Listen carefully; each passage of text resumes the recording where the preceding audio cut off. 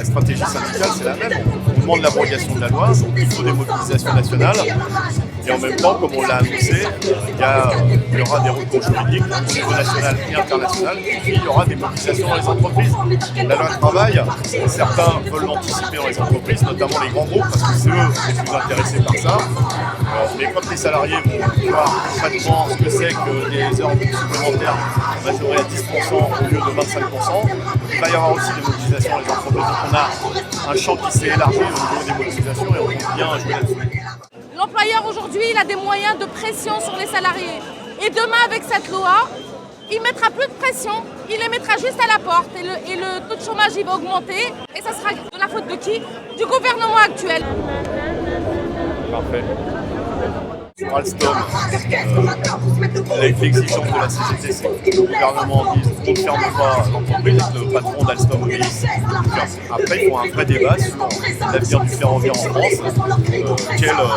Quel avenir pour les futurs TGV, où ça va être fabriqué, comment on met des clauses sociales dans les appels d'offres, parce que ça n'existe pas et on joue sur le dumping social.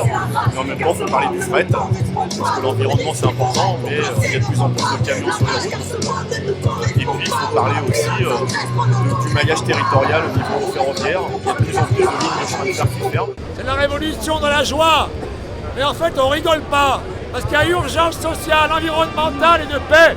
Notre situation, elle n'est pas forcément très particulière parce que beaucoup de grandes entreprises doivent connaître les accords de compétitivité. Mais là, à Peugeot, on en a eu un deuxième qui vient de tomber, qui a été signé par certains syndicats.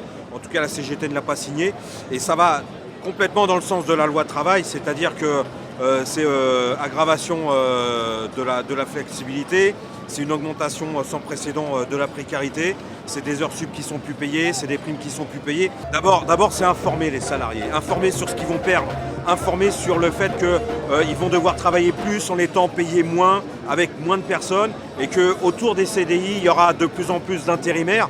Et pour nous, ça c'est, je vais le dire franchement, c'est dégueulasse parce que c'est des jeunes qui transpirent autant que nous, mais qui ont moins de droits et qui sont moins payés. Pour nous, c'est inacceptable.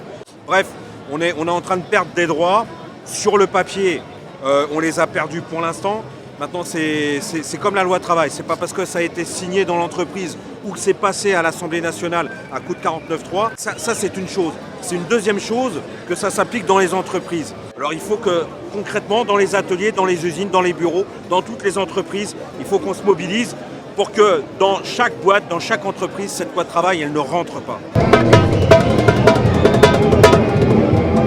C'est les grandes entreprises qui donnent le là pour l'ensemble de leur filière, donc PME, TPE.